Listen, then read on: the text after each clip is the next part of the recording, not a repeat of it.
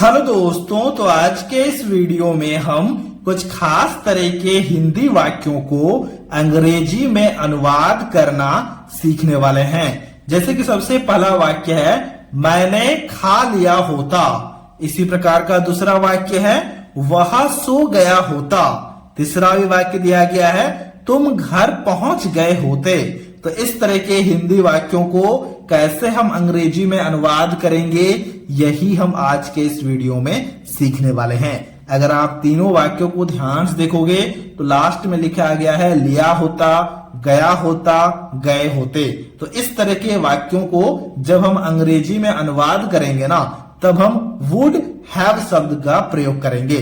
किस प्रकार से, देखो सबसे पहले हम उसके लिए पहले वाक्य को ट्रांसलेट करते हैं। पहले वाक्य में लिखा गया मैंने खा लिया होता। मैंने या फिर मैं, इनका अंग्रेजी में मतलब होता है आई, तो हमने यहां पर आई लिखा।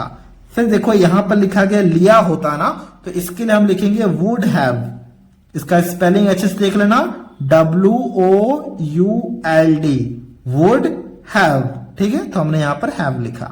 और हमें पता है कि जब भी हम हैव लिखते हैं ना, तो वर्ब के हमेशा थर्ड फॉर्म को लिखते हैं। वर्ब क्या है? वर्ब है खा। खा यानी कि खाना। खाना का अंग्रेजी में मतलब होता है ईट, यानी कि हमें ईट के थर्ड फॉर्म को लिखना है। थर्ड फॉर्म क्या होगा? Eat, ate, eaten. तो हमने यहां पर लिखा eaten. I would have eaten हो गया मैंने खा लिया होता का अंग्रेजी में अनुवाद। इसी प्रकार से दूसरे वाक्य को देखना। दूसरे वाक्य में लिखा गया वह सो गया होता। होता लिखा गया है, यानी कि यहां पर जो वह लिखा गया है वो किसी एक पुरुष के लिए लिखा गया है। और अगर होती लिखा गया होता तो हम कहते हैं कि यहां पर जो वह लिखा गया है वो किसी एक स्त्री के लिए लिखा गया होता।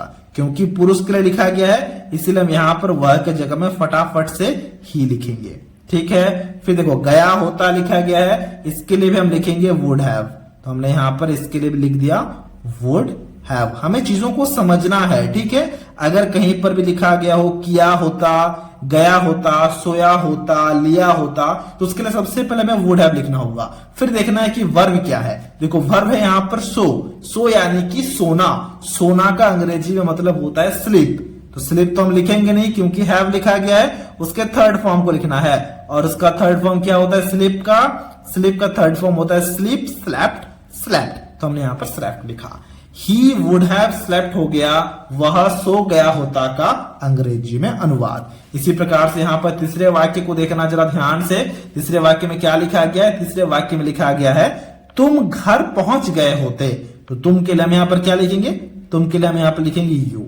ठीक है, गए होते लिखा गया है तो हम यहां पर लिखेंगे वुड हैव सबसे पहले। तो हमने यहां पर सबसे पहले लिखा वुड हैव। उसके बाद हम वर्ब को देखेंगे। ठीक है, तो हमने लिखा वुड, यहां पर लिखा हमने हैव। वर्ब क्या है? देखो वर्ब है पहुंच, यानी कि पहुंचना वर्ब है। पहुंचना का अंग्रेजी में मतलब होता है रीच। तो रीच तो लिखेंगे नहीं क्योंकि हैव लिखा गया है, तो हमें यहां पर रीच्ड लिखना होगा जो उसका थर्ड फॉर्म होता है। तो हमने यहां पर लिखा reached. You would have reached मतलब तुम पहुंच गए होते। कहां पहुंच गए होते? ना घर पहुंच गए होते। और घर का अंग्रेजी में मतलब क्या होता है? घर का अंग्रेजी में मतलब होता है होम। तो हमने यहां पर होम लिखा। क्या ये बात आप समझ पा रहे हो? बिल्कुल समझ पा रहे होगे। ये हो गया you would have reached home, तुम घर पहुंच गए होते का अंग्रेजी में अनुवाद। इसी प्रकार से यहां पर चौथे वाक्य को देखना। चौथे वाक्य में लिखा गया हमने खेल लिया होता। चाहे हमने हो या फिर हम हो, हम हमेशा वी शब्द का प्रयोग करेंगे। तो हमने यहां पर वी लिखा। फिर देखो लिखा गया लिया होता, तो इसके लिए हमें सबसे पहले वुड हैव लिखना होगा। तो हमने इसके लिए लिखा would have. We would have मतलब हमने लिया होता। क्या लिया होता? ना खेल लिया होता। खेल यानी कि खेलना। खेलना का अंग्रेजी में मतलब होता है प्ले, और प्ले के थर्ड फॉर्म को लिखना है तो वो हो जाएगा प्लेड। तो हमने यहां पर लिखा वी वुड हैव प्लेड।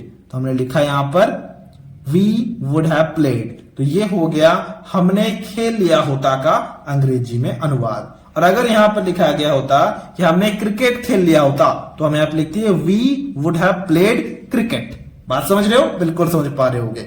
अब देखो यहां पर पांचवें वाक्य को, पांचवें वाक्य में लिखा गया है तुमने किताब पढ़ ली होती।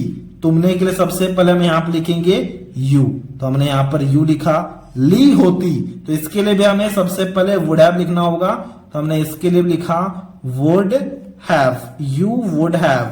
फिर देखो क्रिया क्या है, क्रिया यानी कि वर्ब, वर्ब है पढ़, पढ़ यानी कि पढ़ना, पढ़ना का अंग्रेजी मतलब होता है रीड। तो रीड का थर्ड फॉर्म क्या होता है, रीड, रेड, रेड, लेकिन स्पेलिंग चेंज नहीं होता है तो हम वही लिखेंगे यहां पर, यू वुड हैव रेड, लिखेंगे रीड लेकिन पढ़ते हैं रेड, ठीक है। यू वुड हैव रेड मतलब तुमने पढ़ ली होती, क्या पढ़ ली होती ना, किताब पढ़ ली होती। तो खाली किताब लिखेंगे नहीं, हमें अब लिखेंगे द बुक, किसी एक बुक के बारे में बात हो रही है ना, तो इसीलिए हमने यहां पर द बुक लिखा।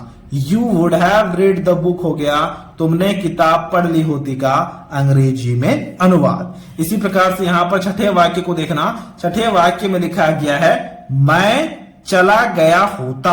अब इसके ट्रांसलेशन को अभी आपको खुद से करना है। अब देखो चला जाना, चला जाना का अंग्रेजी में मतलब होता है लीव, तो क्योंकि इसके थर्ड फॉर्म को लिखना है, थर्ड फॉर्म मैं यहां पर लिख देता हूं, वो होता है लेफ्ट, ठीक है, ताकि आपको कोई भी कंफ्यूजन ना हो और आप आसानी से ट्रांसलेशन को कर पाओ। अब आपको ट्रांसलेशन को खुद से करना है और हमसे कमेंट बॉक्स में जरूर शेयर करना है। तो ये था आज का वीडियो। अगर आपको ये वीडियो अच्छा लगा है तो इस वीडियो को एक लाइक जरूर कर देना, और कुछ इसी तरह के वीडियोस को देखने के लिए आप हमारे चैनल को भी सब्सक्राइब कर सकते हो।